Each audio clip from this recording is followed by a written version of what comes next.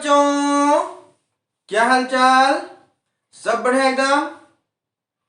तो स्वागत है आपका इस खूबसूरत सा चैनल फिजिक्स प्लस में। मेरा नाम है अमन पटेल और आप देख रहे हैं आपका प्यारा सा खूबसूरत सा चैनल फिजिक्स प्लस। तो यहाँ पर आज हम शुरू करने वाले हैं क्वांटम फिजिक्स, जिसे बोला जाता है क्वांटम मैकेनिक्स। क्वांटम मैकेनिक्स क्या बोला जाता है ना? Quantum mechanics. क्वांटम मैकेनिक्स क्या है बच्चों? ये क्वांटम मैकेनिक्स जो है ये फिजिक्स का वो ब्रांच है जहां पर हम इतने छोटे छोटे से चीजों के ऊपर जहां पर हम बात करते हैं, उनके वेव कैरेक्टरिस्टिक्स के ऊपर हम बात करते हैं, वो ब्रांच है क्वांटम मैकेनिक्स। तो अगर हम क्वांटम मैकेनिक्स का अगर हम बात करेंगे तो ये वो ब्रांच ऑफ साइंस है जहां पर हम क्या बात करते हैं? टाइनिएस्ट वर्ल्ड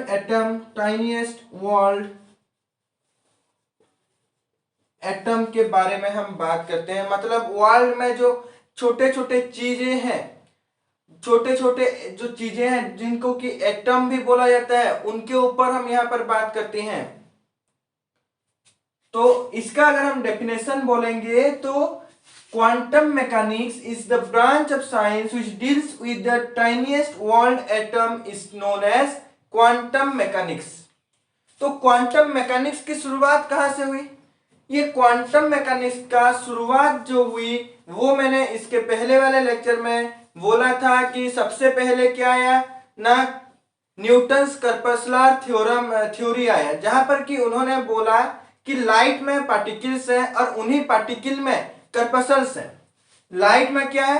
कर्पसल्स है। लेकिन उस थ्योरी को रिजेक्ट किया गया और बाद में आया यंग्स डबल स्लिट एक्सपेरिमेंट, जिसने कि इंटरफेरेंस को वहां पर डिफाइन किया। और इंटरफेरेंस, लाइट एक वेव है बोला गया। फिर डिफ्रैक्शन आया, डिफ्रैक्शन भी किया क्या ना, ये एक वेव है। लेकिन फिर आया डिब्रोगली, उसके बाद क्या आया? उसके बाद आया photo electric effect. Photo electric effect क्या बोला ना, जब आपके पास एक कोई भी मेटल है, यहां पर इंसिडेंट लाइट जब फॉल करेगा कोई भी एक पार्टिकुलर एटम, पार्टिकुलर वेवलेंथ का, तो यहां से इलेक्ट्रॉन एमिशन होगा। इसे बोला गया क्या? इलेक्ट्रॉन जो यहां पर एक वेवलेंथ का और एक प्रॉपर फ्रीक्वेंसी का, यहां पर एक लाइट यहां पर आया, लाइट जब इंसिडेंट हुआ तो कुछ इलेक्ट्रॉन यहां से एमिशन हुआ। इसी प्रोसेस को बोला गया फोटो इलेक्ट्रिक इफेक्ट, जो कि लाइट के पार्टिकल नेचर को यहां पर प्रूव कर रहा है। फिर क्या आया? उसके बाद आया कॉम्पटन इफेक्ट। कॉम्पटन इफेक्ट क्या बोला? यहां पर एक, अगर हम ये एक्स एक्सिस, ये वाई एक्सिस है, यहां से एक फोटोन का वेव आया, जो कि यहां पर क्या, इलेक्ट्रॉन एक है स्कैटर्ड में, लेकिन फोटोन यहां से इस तरह डायरेक्शन में गया, ये फोटोन का डायरेक्शन है। और यहां पर जो इलेक्ट्रॉन था वो इस तरह रिकॉइल हो गया इलेक्ट्रॉन का इस तरफ। तो यहां पर भी क्या, कॉम्पटन इफेक्ट भी इसका पार्टिकल नेचर को शो कर रहा था। लेकिन इसके बाद आया आपका क्या, जो क्वांटम का सबसे बेसिक चीज है, डी ब्रोगली वेवलेंथ और डी ब्रोगली हाइपोथेसिस, जिसको कि मैंने इसके पहले वाले लेक्चर में डी ब्रोगली हाइपोथेसिस के ऊपर क्लियरली समझाया था। अगर उसके ऊपर आपका आइडिया नहीं है तो वहां पर जाकर भी देख सकते हैं, या फिर यहां पर मैं शॉर्टकट में आपको बोल देता हूं कि उन्होंने बोला कि every moving particle is associated with a wave characteristics. Every moving particle is associated with a wave characteristics. और इसका मैं वहां पर एग्जांपल लिया था कि आप अगर एक क्रिकेट बॉल के बात कर रहे हैं, आपके पास क्या है, एक क्रिकेट बॉल है। क्रिकेट बॉल को आप जब एक बॉलर बॉल कर रहा है तो वहां पर क्या हो रहा है, वहां पर आपका जो क्रिकेट बॉल है वो कुछ मूविंग हो गया। ये था आपका पहला, ये क्रिकेट बॉल, इसको बॉलिंग किया गया। बॉलिंग करने के बाद इसका मूव हुआ, यहां पर था मूवमेंट जब हुआ, ये इसका जब मूवमेंट हुआ ये क्रिकेट बॉल का, तो यहां पर क्या हो गया, इसका कुछ वेलोसिटी आएगा, वेलोसिटी मास, तो इसका हर बार क्या है, मास तो होगा ना। मान लो मास इसका है 0.5 kg, वेलोसिटी मान लीजिए आपका कितना है 140 किलोमीटर पर आवर। अगर इसको हम मीटर पर सेकंड में कन्वर्ट कर लें, तो अगर हम इसको मीटर पर सेकंड में कन्वर्ट करेंगे तो क्या होता है 140 इंटू 5/18, 5/18 अगर हम करेंगे तो ये आ गया, ये कितना हो जाएगा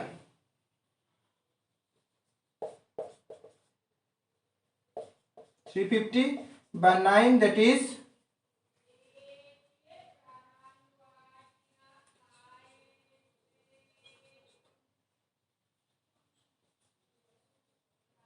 38.8 मीटर पर सेकंड में।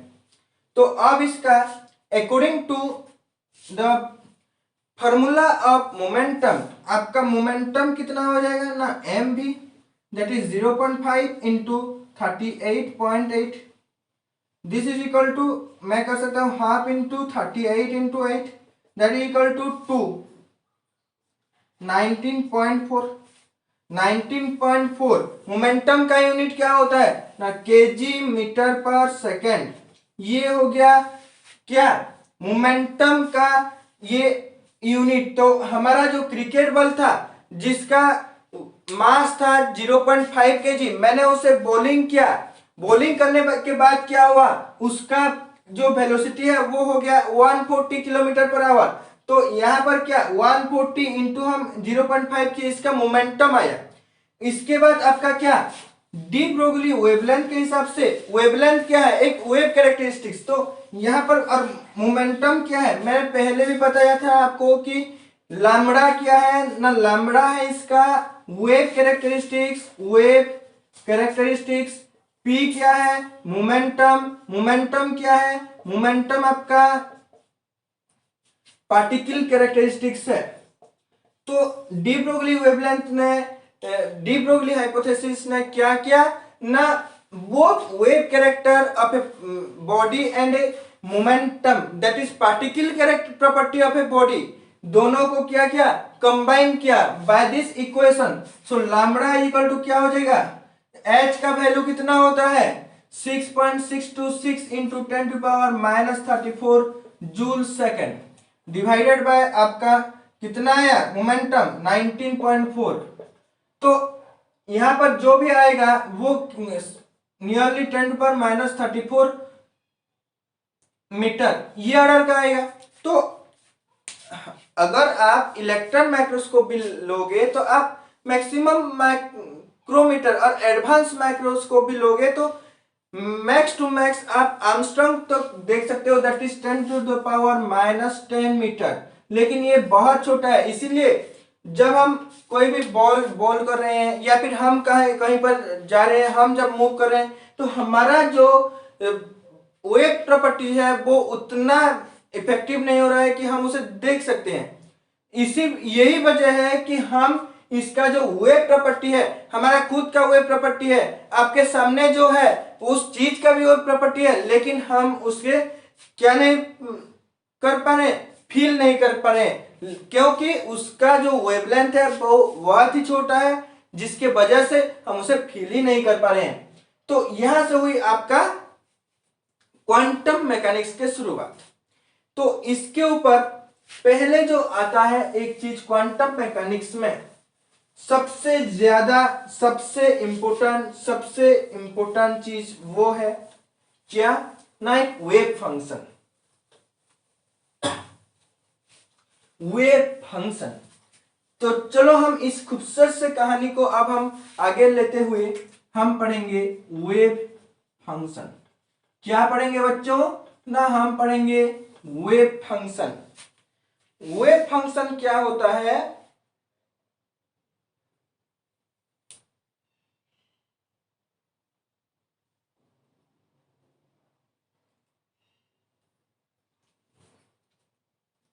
वेव फंक्शन एक चीज ध्यान में रखना हर बार कि किसी भी चीज को जब हम पढ़ते हैं तो थोड़ा उसको फील करना चाहिए। तो अगर मैं बोलूं वेव फंक्शन, तो वेव फंक्शन एक मैथमेटिकल रिप्रेजेंटेशन है जो कि एब्स्ट्रैक्ट स्टेट का वेव नेचर को वो क्या करता है, रिप्रेजेंट करता है। लेकिन अगर हम बात करेंगे कि ये वेव फंक्शन का कॉन्सेप्ट कहां से आया, हमें क्यों जरूरत पड़ा एक नया, हमारे पास तो वेव था, ग्रुप वेलोसिटी था, फेज वेलोसिटी था, लेकिन हमको एक वेव फंक्शन क्यों जरूरत पड़ा। पहले फंक्शन क्या होता है, दो चीजों को जो रिलेट करता है, एक रिलेशन को जो डिफाइन करता है, उसे फंक्शन बोलते हैं हम। अगर हम बात करें एक प्रोटॉन का या फिर एक इलेक्ट्रॉन का, दोनों क्या है, दोनों, एक इलेक्ट्रॉन है आपके पास क्या है, एक इलेक्ट्रॉन है, आपके पास एक प्रोटॉन है। तो हमें ये नहीं जानना है कि वो इलेक्ट्रॉन है या फिर प्रोटॉन, लेकिन दोनों के पास, इन दोनों के पास क्या है, पार्टिकल प्रॉपर्टी भी है, पार्टिकल प्रॉपर्टी भी है और वेव प्रॉपर्टी भी है। इसे क्या है ना, दोनों के पास पार्टिकल प्रॉपर्टी भी है और वेव प्रॉपर्टी भी है। अगर हम बात करेंगे इन दोनों को, कहीं पर भी आपके पास एक, मान लो एक इलेक्ट्रॉन है, आप बता सकते हो कि इलेक्ट्रॉन कहां पर है। मान लीजिए, खुद को लीजिए एक एग्जांपल, आपको कोई पूछे कि आप कहां पर हैं, तो आप क्या बोलोगे, मैं जहां पर है वहां हूं बोलोगे। लेकिन अगर हम टाइनीएस्ट पार्टिकल लें, अगर हम इलेक्ट्रॉन लें, इलेक्ट्रॉन क्या कर रहा है, एटम एक है, एटम के चारों तरफ ये मूव कर रहा है इलेक्ट्रॉन, लेकिन हम बोल सकते हैं कि ये पहला के सेल में ये लाई कर रहा है, के सेल में क्या कर रहा है, लाई कर रहा है, लेकिन हम ये नहीं बोल सकते हैं कि ये के सेल के यहां पर है बोल के। तो यहां पर क्या आता है, प्रोबेबिलिटी का कंसेप्ट आता है कि आप क्या कर सकते हो ना, आप क्या कर सकते हो, इलेक्ट्रॉन कहां पर है, इलेक्ट्रॉन कहां पर है उसका प्रोबेबिलिटी आप निकाल सकते हो, ना कि वो कहां पर है वो निकाल सकते हो। आपको तो ये नहीं बोला गया है कि इलेक्ट्रॉन ये एक पाथ में ही रिवॉल्व करेगा। वो अगर हम 3 डायमेंशनल कंसेप्ट लें तो ये पाथ ऐसे भी हो सकता है, ये पाथ ऐसे भी हो सकता है, ये पाथ ऐसे भी हो सकता है, ये पाथ ऐसे भी हो सकता है। किसी भी हिसाब से ये पाथ हो सकता है और किसी भी हिसाब से वो इलेक्ट्रॉन मूव कर सकता है।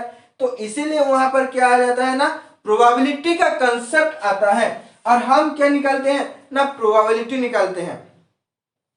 आपके पास अगर हम और एक चीज क्या हुआ ना, जब हम बात करते हैं फोटोन, एक फोटोन है आपके पास, क्या है, फोटोन, इसके पास क्या है, इसके पास जो वेव है वो है इलेक्ट्रोमैग्नेटिक वेव। इसके पास क्या है ना, इलेक्ट्रोमैग्नेटिक वेव है, इसके पास क्या है, इलेक्ट्रोमैग्नेटिक वेव। और ये जो इलेक्ट्रोमैग्नेटिक वेव ये इलेक्ट्रॉन के पास नहीं होता है। अगर हम एक एग्जांपल लें, अगर हम इलेक्ट्रॉन हिसाब से, तो इलेक्ट्रॉन एक एब्स्ट्रैक्ट स्टेट में होता है। कैसे होता है ना, एब्स्ट्रैक्ट स्टेट में होता है। एब्स्ट्रैक्ट स्टेट का मतलब क्या होता है ना, प्योरली इमेजिनरी, जिसे कि हम इमेजिन भी नहीं कर सकते हैं, इतना एब्स्ट्रैक्ट कि उसे हम इमेजिन भी नहीं कर सकते हैं। क्यों नहीं कर सकते हैं, क्योंकि उसे कोई भी फिजिकल क्वांटिटी में हम रिप्रेजेंट नहीं कर सकते हैं। तो इसी की वजह से आपका क्या हुआ, यहां पर आया कॉम्प्लेक्स का आयोटा जो है, इस ये भी आ जाता है जब आप एक वेव वहां पर रिप्रेजेंट करते हो। तो ये जो आयोटा है, इसको अगर हम ग्राफ में, पेपर में प्लॉट करेंगे, ग्राफ करेंगे, तो प्लॉट करना बहुत मुश्किल होता है। तो इसीलिए इसको सॉल्व करने के लिए आपके पास एक नया कंसेप्ट आया जिसे बोला गया वेव फंक्शन, जिसे क्या बोला गया ना, वेव फंक्शन। क्लियर। और ये जो वेव फंक्शन है, इसको किसमें, एक सिंबल, इस तरह का एक सिंबल में इसे डिनोट किया गया। कैसे दिख रहा है ये सिंबल, एक त्रिशूल जैसा। त्रिशूल जैसे दुष्टों का संहार करता है, उसी तरह ये जो एब्स्ट्रैक्ट स्टेट के तरह जो यहाँ पर क्वांटम फिजिक्स में एक दानव था जो कि परेशान कर रहा था हमें इसे एनालिसिस करने में, उस दानव को भेदने के लिए, उस दानव का संहार करने के लिए आपका आया ये सिंबल जिसे बोला जाता है साइ। क्या बोला जाता है? साइ। और वेव फंक्शन को रिप्रेजेंट किया जाता है साइ आर टी। ये है वेव फंक्शन का रिप्रेजेंटेशन, ये है वेव फंक्शन का रिप्रेजेंटेशन। ये क्लियर हो गया? तो जितना भी हम समझे उसको यहां पर हम अगर लिखेंगे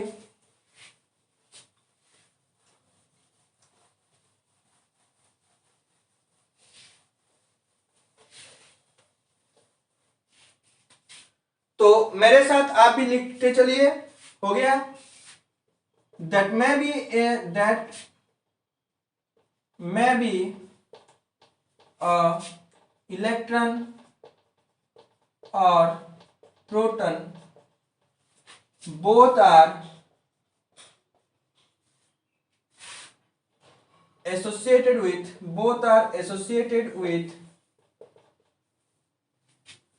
particle-like properties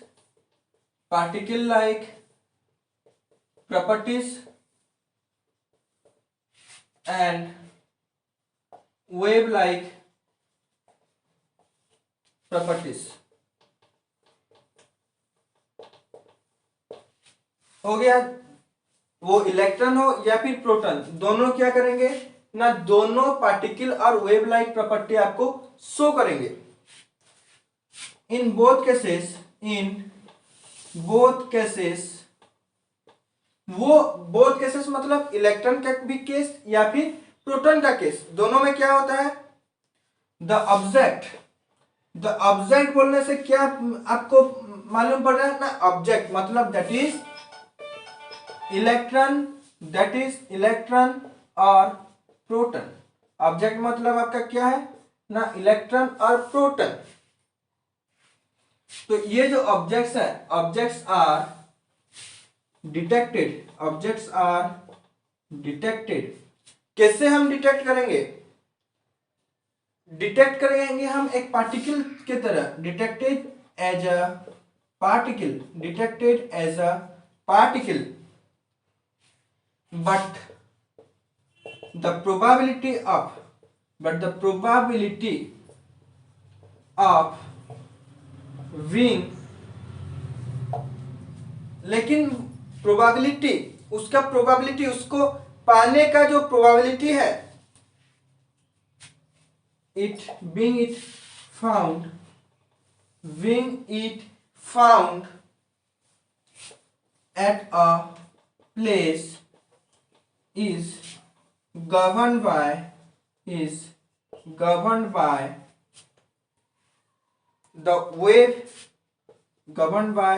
the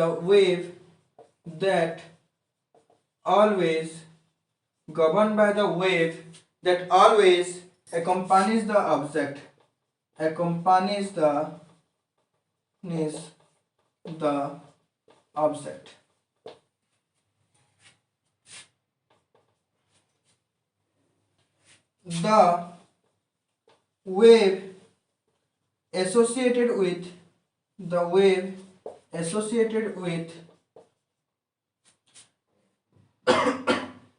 the wave associated with photon are electromagnetic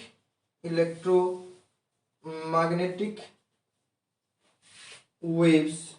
What? Electrons are in abstract state, that is hard to imagine, because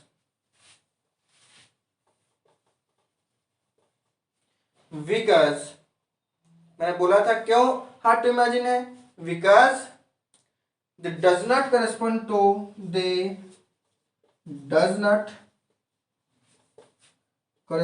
to any physical quantities, any physical quantity, and so they are not measurable, और वो क्या है, जैसे कि वो कोई physical quantity को belong नहीं करते हैं, वो क्या है ना, वो मेजरेबल नहीं है। और एक प्रॉब्लम है कि and they contain complex number. Complex number की वजह से आपका क्या, ग्राफ प्लॉट करने में प्रॉब्लम आएगा। तो पहले इतना लिख लो,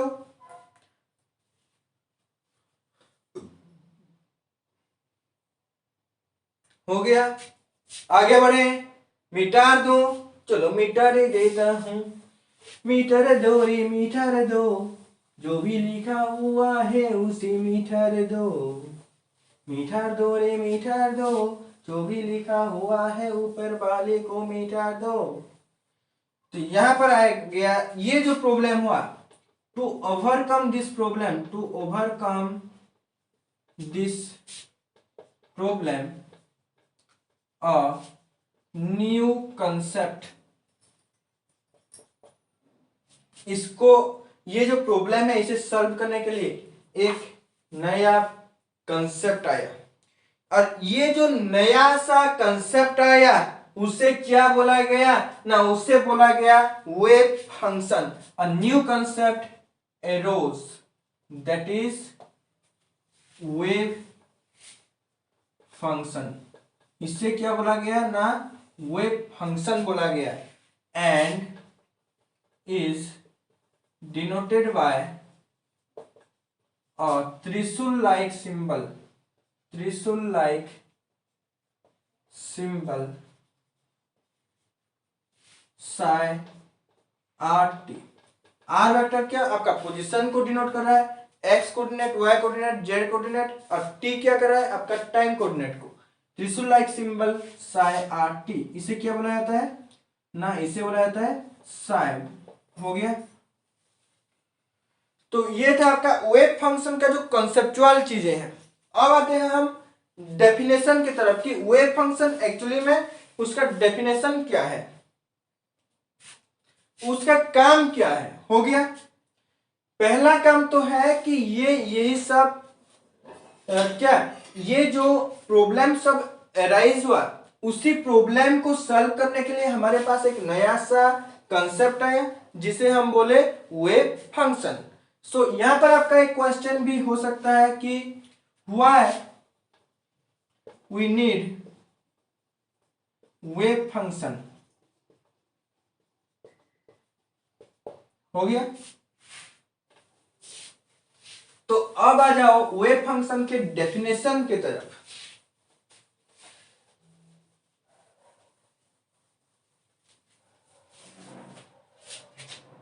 definition of wave function.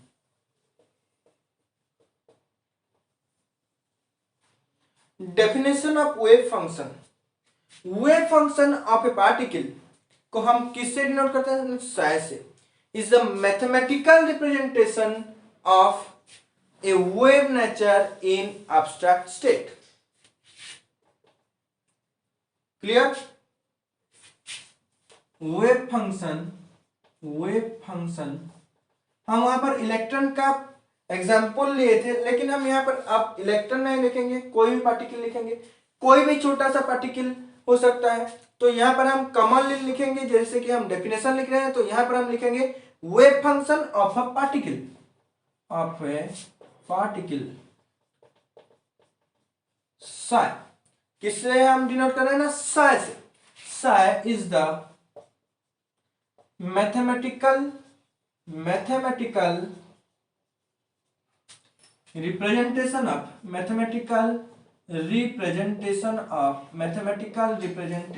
Of किसका, wave nature mathematical representation of wave nature in किसमें ना, एब्स्ट्रैक्ट स्टेट में, इन एब्स्ट्रैक्ट स्टेट।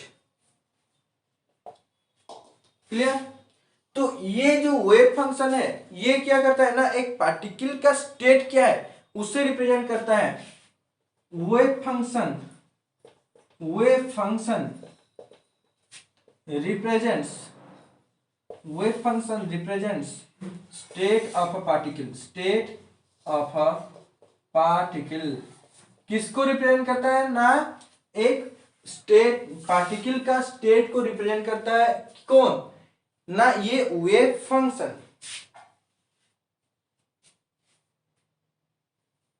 तो यहां पर एक चीज समझो, psi R T, R vector आपका क्या है, पोजीशन है, टी वेक्टर क्या है आपका, टाइम है। हो गया? तो जैसे कि ये साई आर वेक्टर और टी वेक्टर के ऊपर डिपेंडेंट है,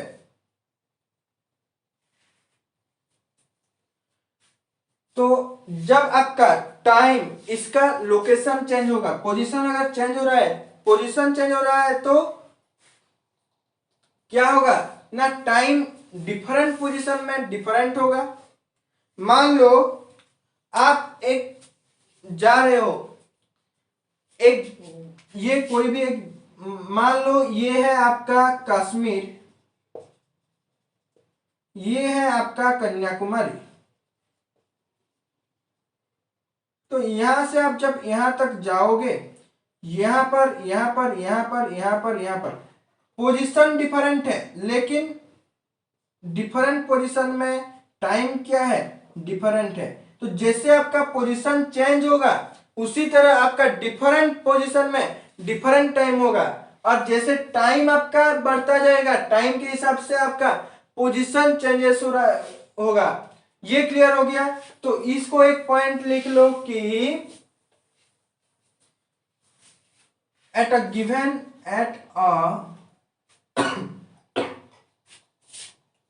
given location r vector, the value changes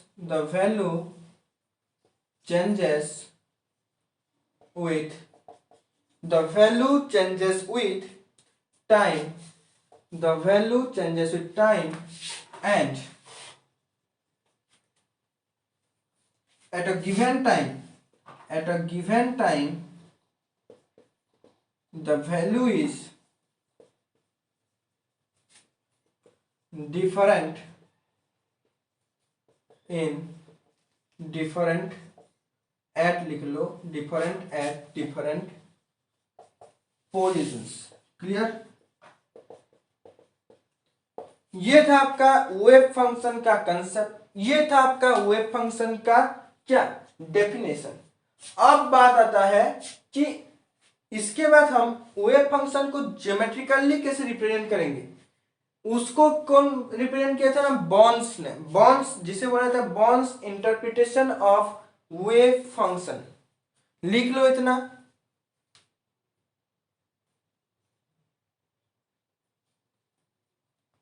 इतना लिख लिए।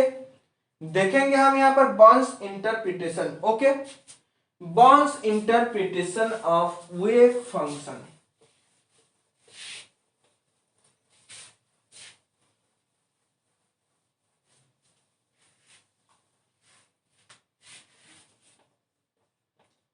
Bond's interpretation of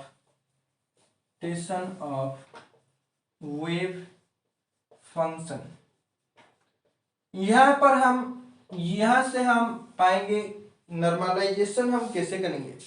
किसको बोला जाता है नॉर्मलाइजेशन ऑफ वेव फंक्शन, कैसे होता है एक वेव फंक्शन नॉर्मलाइज्ड। उसके बाद क्या है आपका प्रोबेबिलिटी डेंसिटी, कि आपका कोई पार्टिकल एक जगह पर पाने की प्रोबेबिलिटी क्या है वो आप फाइंड आउट यहां से कर सकते हो। मान लीजिए आपके पास एक कोऑर्डिनेट है एक्स वाई जेड का, ये जेड हो गया, ये एक्स, ये वाई मान लो। क्लियर? यहां पर आपके पास क्या है ना, यहां पर आपके पास एक सॉलिड है,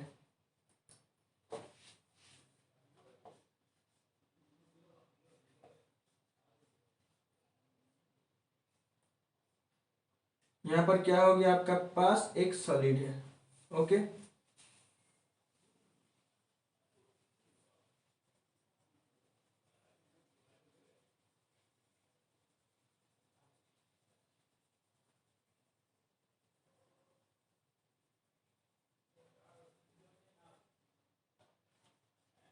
यहां पर आपके पास क्या है ना, एक क्यूबिक स्ट्रक्चर है जिसका वॉल्यूम है टाउ। क्योंकि हम यहाँ पर लिए हैं एक 3D पिक्चर ना, यहाँ पर 3D पिक्चर लेने का, यहाँ पर जो 3D पिक्चर हम लिए हैं, इस ये 3D पिक्चर लेने का मतलब ये है कि ये जो हम देख रहे हैं ये क्या है, एक एक्स कोऑर्डिनेट है, वाई कोऑर्डिनेट, जेड कोऑर्डिनेट, मतलब 3D, जिसको कि हम इसका पोजीशन वेक्टर क्या है ना, आर वेक्टर है। हो गया। तो पहले हम ये जानेंगे कि बॉन्स इंटरप्रिटेशन क्या है ना। बॉन्स इंटरप्रिटेशन ये है कि एक पार्टिकल को फाइंड आउट करने के लिए कितना प्रोबेबिलिटी चाहिए, उसके साथ जो इंटरप्रिटेशन, जो ज्योमेट्रिकल इंटरप्रिटेशन वेव फंक्शन को रिलेट करता है, उस रिप्रेजेंटेशन को हम क्या बोलते हैं ना, Born's interpretation of wave function.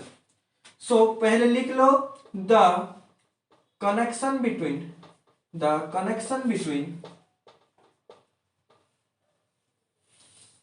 wave function and the connection between wave function and probability of finding an electron और पार्टिकल लिख लो, जैसे कि मास पार्टिकल को, of an particle, finding a particle is called Bonn's interpretation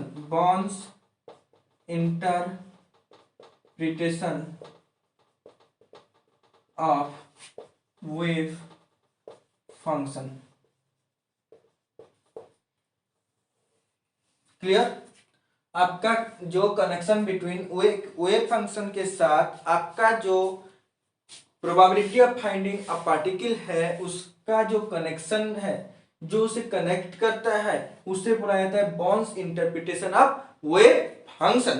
तो यहां पर अगर हम प्रोबेबिलिटी, हमको क्या निकालना है ना, वेव फंक्शन के साथ प्रोबेबिलिटी का रिलेशन निकालना है।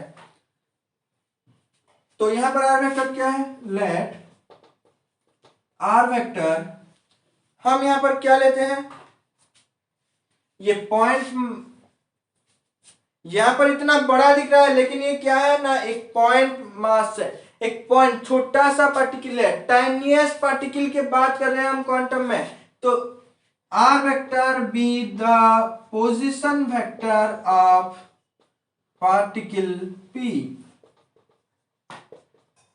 डी टाउ बी द क्या, वॉल्यूम ऑफ, इसको tau be the volume, D tau be the volume of the particle P. Clear. तो टाइनीएस्ट पार्टिकल, इसका मतलब वॉल्यूम अगर बात करेंगे, इसका वॉल्यूम कितना है हम पता, एक छोटे से अगर हम सराउंड करेंगे तो ये जो वॉल्यूम आ रहा है वो वॉल्यूम है डी टाउ। तो यहां पर अगर हम बात करेंगे the probability of finding the particle कितना हो जाएगा,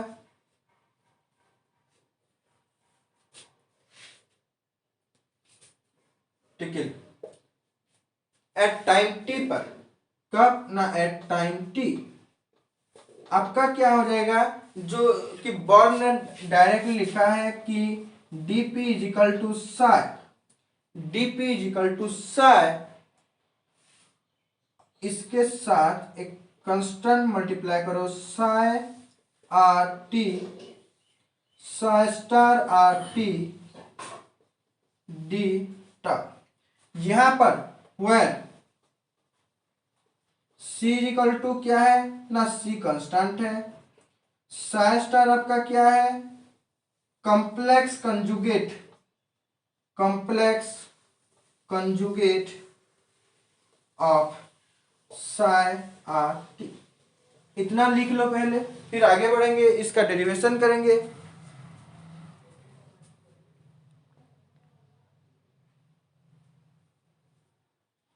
ये क्लियर हो गया? ओके, ये क्लियर हो गया। तो अब आ जाओ आपका नेक्स्ट, ये डायग्राम का भी काम खत्म हो गया, तो मैं यहां पर मिटा देता हूं, सिर्फ हमको चाहिए आप यहां से। हो गया? तो चलो इसको ऐसे कर लेते हैं। तो मैं पहले यहां पर ऊपर में करता हूं। हो गया? ये हुआ था यहां पर साई स्टार इक्वल टू क्या है ना, आपका ये है। तो अगर हम बात करेंगे एक कॉम्प्लेक्स नंबर की, तो एक complex number z equal to X plus I Y है, तो z स्टार जिसे कि आप कॉम्प्लेक्स में z बार में शो करते हो, वो क्या है आपका x माइनस आई वाई होता है। तो the product of complex number and complex conjugate is क्या होता है, ये हो जाता है x plus I Y into X minus I Y, that is X square plus Y square which equal to R square, which equal to क्या, z, ये कितना हो गया आपका x plus X square plus Y square, जो कि आपका जो z है, आपका जो z है ये आपके बराबर होता है z स्क्वायर के बराबर। क्लियर? तो उसी तरह यहां पर क्या हो जाएगा, Sai R T, psi R star R T, जो ये है ये आपका क्या हो जाएगा, z का नहीं, z मॉड का स्क्वायर होता है, जो कि क्योंकि z मॉड क्या होता है, root over of X square plus Y square होता है। तो z मॉड का स्क्वायर मतलब X square plus Y square, तो z मॉड दैट इंप्लाइज आपका dp इक्वल टू कितना हो जाएगा, c साई आर टी, जो कि एक कॉम्प्लेक्स फंक्शन है और उसका कंजुगेट ये है, तो दोनों का मॉडुलस का स्क्वायर डी टाउ। ये आपका इक्वेशन 1 दे दो, ये आपका इक्वेशन 2 दे दो। यहां से हमको क्या मिला कि dp का वैल्यू कितना हो गया, Sai R T square D tau. Clear? तो अब अगर हम प्रोबेबिलिटी निकालेंगे, कोई भी मान लीजिए एक कोई भी चीज आपके पास है, तो वो होने का प्रोबेबिलिटी, आपके पास होने का प्रोबेबिलिटी कुछ अलग हो सकता है। आपके पास एक मोबाइल है या नहीं, वो उसका प्रोबेबिलिटी कम हो सकता है, लेकिन वो मोबाइल जिसको आप पहले यूज कर रहे थे वो है या नहीं ना, वो है, तो कहीं पर भी होगा ना। तो अगर कहीं पर भी वो मोबाइल आप जो यूज कर रहे हैं वो है, मतलब उसका कुछ प्रोबेबिलिटी होगा। प्रोबेबिलिटी अगर है, तो अगर हम कंसीडर करेंगे होल वर्ल्ड को, होल वर्ल्ड को अगर हम करेंगे कि टोटल, अगर हम वर्ल्ड में टोटल स्पेस में कहीं पर भी अगर है बोलेंगे, तो उसका प्रोबेबिलिटी कितना, 1 होगा ना, क्योंकि वो है। अगर 1 नहीं है, टोटल स्पेस में 1 नहीं है, टोटल वर्ल्ड में 1 नहीं है, इसका मतलब आपका क्या, वो पार्टिकल एग्जिस्ट नहीं करता है। क्लियर? तो यहां पर हम लिख सकते हैं the probability of finding the particle somewhere in the entire space is कितना 1। क्लियर। तो यहां पर आपका क्या हो रहा है, एंटायर स्पेस में कितना है ना 1 है।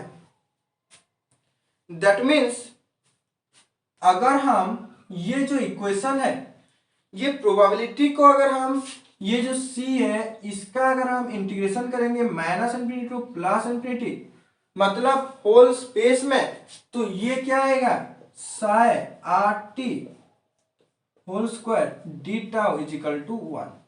इतना क्लियर हो गया।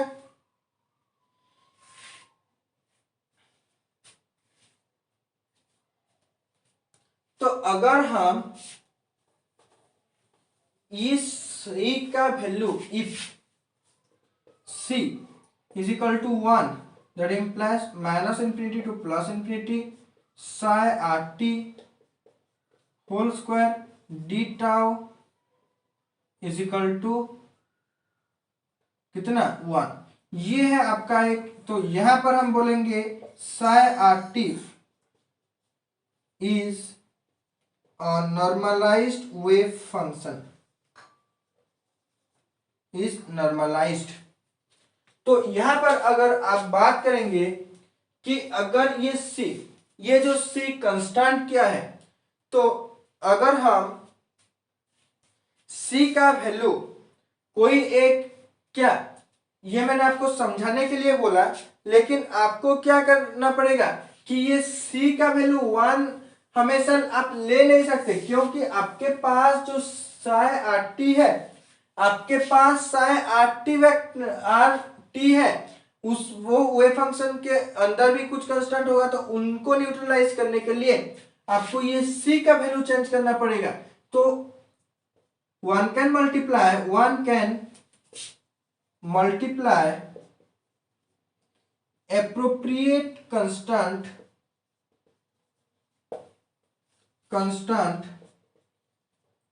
in place of c to make the integral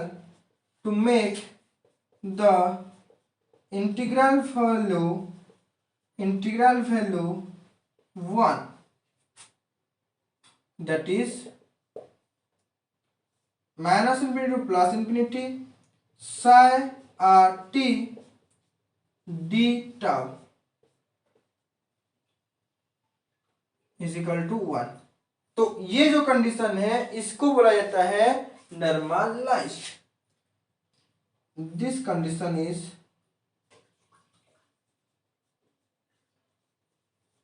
wave function is called normalized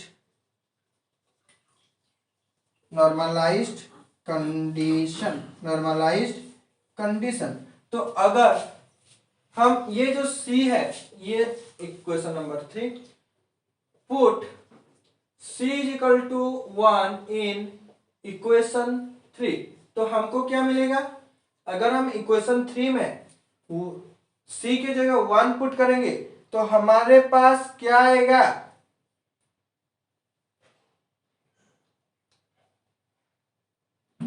equation 2 में पुट करेंगे, 3 में नहीं। तो 2 में अगर हम इक्वेशन 2 में c की जगह 1 पुट करेंगे तो dp is equal to psi R T whole square D tau, ये आ जाएगा।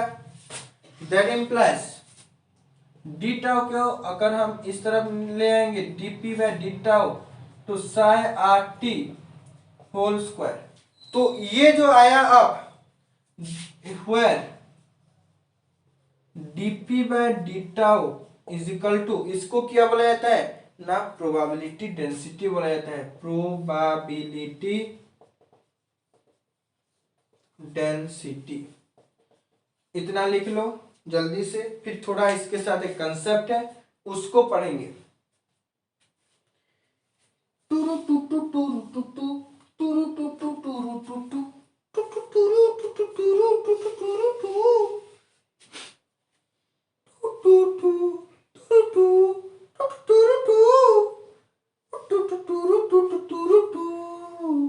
लिख लिए इतना, तो आगे बढ़ेंगे। तो यहां पर आपका dp बाय डी टाउ जो प्रोबेबिलिटी डेंसिटी है वो अगर हम बात करेंगे उसके बाद, तो वो किसके ऊपर डिपेंड करेगा ना, साई के ऊपर, सिर्फ वेव फंक्शन के ऊपर। तो ये क्या क्या हम जो पढ़ रहे थे बॉर्न्स इंटरप्रिटेशन, वो कौन सा है, ये है आपका बॉर्न्स इंटरप्रिटेशन। ये क्या है ना आपका Born's interpretation. dp by D tau is equal to psi R T modulus square. तो यहां पर एक इंपॉर्टेंट चीज हम बात करेंगे, इसको मैं मीटर देता हूं, टक टक टक टक टक टक टू, टक टक टक टक टक टक two, two two two two two two. Multiplication, अगर हम एक वेव फंक्शन के साथ कोई भी कांस्टेंट मल्टीप्लाई करते हैं तो उसका स्टेट में कोई भी चेंजेस नहीं होता है, उसका फॉर्म में कोई भी चेंजेस नहीं होता है, तो हम कोई भी वेव फंक्शन में कोई भी कांस्टेंट मल्टीप्लाई कर सकते हैं। लेकिन वो उसको हम क्या करने के लिए ना, नॉर्मलाइज करने के लिए। नॉर्मलाइजेशन ऑफ वेव फंक्शन आप नेक्स्ट क्लास में पढ़ेंगे, लेकिन थोड़ा सा कंसेप्ट यहाँ पर, the multiplication of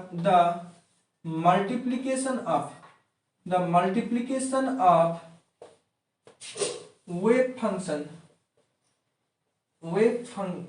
of the multiplication of a constant with the wave function does not change. The multiplication of a constant with the wave function does not change the form of the wave function. इतना clear? That means यहां पर क्या हो जाएगा,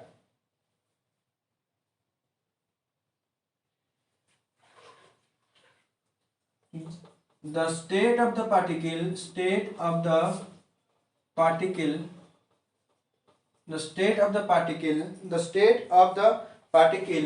is related to its form, not with the